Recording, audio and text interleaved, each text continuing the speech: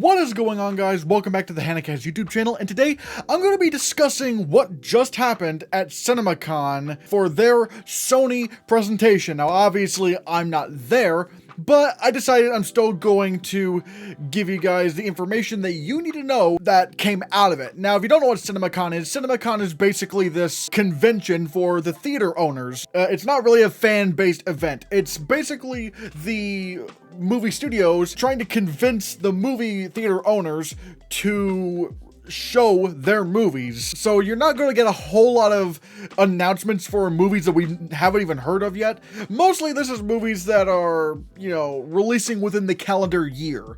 But regardless, let's take a look at some of the news that came out of Sony's presentation today. Apparently, Sony will be releasing 23 movies this year, which is a pretty big number of films. And one of those films is Bad Boys 4. Apparently, Bad Boys 4 is in its 4th week of shooting, which, by the way, I'm reading a lot of this news from Discussing Film, so, I'm just giving you that information. Bad Boys 4 is in its 4th week of shooting. Now, Bad Boys 4 is interesting because there's still a lot of people are saying that, why are they, canceling Will Smith over a slap? And I've always been of the mindset that he hasn't been canceled. Will Smith was never canceled. Like, he's still making movies, and this is literally proof of that. Like, they're still moving ahead with Bad Boys 4. Now, yes, the slap at the Oscars was a really stupid thing that he did, and he did deserve to be punished for it, but to say that he was canceled, like, that he's never going to work in Hollywood again, that's a ridiculous notion. Again, they're literally filming Bad Boys 4 right now, so to anyone saying that Will Smith was canceled, he's not canceled. Calm your tits. They talked about Dumb Money. Now, if you don't know what Dumb Money is apparently this film that's about the whole Reddit, GameStop meme stock raise thing that happened, where a bunch of Redditors online just boosted the stock for GameStop during the pandemic. It was actually successful. And what's crazy is the cast. The cast is insane. Paul Dano, Seth Rogen, Sebastian Stan, Pete Davidson, Shailene Woodley, Anthony Ramos, Vincent D'Onofrio, Dane DeHaan, and someone named Mayahala Harold. I'm so sorry if I mispronounced that name. But apparently Paul Dano is playing a YouTuber who puts all of his money into GameStop. The character is based on a real person. I'm not exactly sure who this real person is. Some people are speculating that this is based off of Roaring Kitty. They also apparently showed some footage from Dumb Money, which, again, I'm reading off of what Discussing Film had to say about it. It shows Vincent D'Onofrio, Seth Rogen, and Nick Offerman, who all star as executives within the stock market, who freak out at Paul Dano's character causing the GameStop stock to shoot up. If I'm not mistaken, I think, stock apps stopped people from using it for some reason, which, again, just goes into the whole insanity of this whole stock bump and stuff. Apparently, they also talked a little bit about Insidious: The Red Door, which is being directed by Patrick Wilson. From what I'm reading, there's not really much else to go off of. But speaking of a bit more info, we now know a little bit more about Spider-Man Across the Spider-Verse. Apparently, it takes place 1 year after Spider-Man Into the Spider-Verse, and they showed 14 minutes of Across the Spider-Verse at CinemaCon, in which that scene was apparently Gwen and Miles swinging, and then Gwen tells him about all the spider people and how they have been trying to stop the multiverse from collapsing for about a month, which is really fascinating because, we're starting to see consequences from that first film in this one. What happens when you have the multiverse opened up? What happens when you have a lot of these spider people? I'm really interested to see where Spider-Man Across the Spider-Verse goes in terms of, the quality, because this is probably most people's most anticipated animated film of the year. And I'm wondering if it can actually live up to the hype, because Spider-Man Into the Spider-Verse, that was a complete surprise. No one was expecting that film to be the best animated film of the year, let alone one of the best movies of the year. It actually beat 2 Disney movies for best animated feature, something that is quite rare. I'm really wondering if Across the Spider-Verse can repeat that success as a sequel, because as it stands, the only animated sequels to really do well at the Oscars are the Toy Story sequels.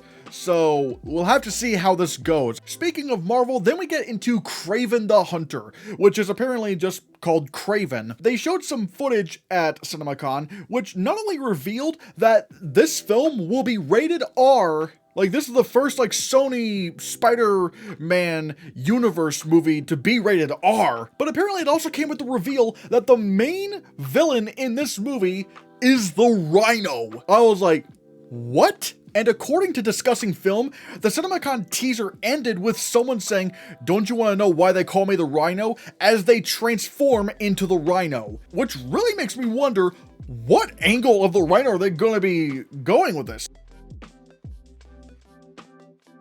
But oh my god, where do we start with this? Again, R-rated territory with Kraven. Like, after people were criticizing Venom and Morbius for not being rated R, this Kraven the Hunter movie is gonna be rated R. I don't know if the rating really is gonna be a big factor into this film. If you made Morbius rated R, I don't think the story would change. It wouldn't really suddenly make it into a phenomenal film. But it will be interesting to see Marvel going this direction, even though technically it's not Marvel Studios, but I mean, now with Venom having appeared in Spider-Man No Way Home, which took place in the MCU, like, this is technically still in the Marvel Cinematic Universe. So I guess technically you could say this is Marvel's first R-rated film. The fact that the Rhino is in this movie, like, I'm not gonna lie, I kind of liked what they were doing with the Rhino in The Amazing Spider-Man 2. I thought it was a pretty cool angle. I wish they utilized him more, but I overall did kind of like what they were doing with him. Because I'm not gonna lie, doing the Rhino in a film is going to be really hard. Because I don't think this comic design would work in live action. And I think for what they were trying to do with The Amazing Spider-Man 2, the mech suit was a good option. I just think if they just utilized the character better, you know, people wouldn't be as complaining. But again, hearing that he's transforming into the Rhino, that raises so many questions, and I hope we get a trailer soon, which apparently we will, because the first trailer for Kraven will debut in theaters in summer. But speaking of trailers, CinemaCon got their first trailer for Neil Blomkamp's Gran Turismo. Now, if you don't know who Neil Blomkamp is, he's a very interesting director. He directed District 9, which was like one of the most beloved films of 2009, and even got a Best Picture nomination. But then he did Elysium and Chappie, which people didn't like so much. So it's not looking great for him. This movie is also produced by PlayStation, or at least they're one of the production companies. And this isn't really a adaptation of the game Gran Turismo.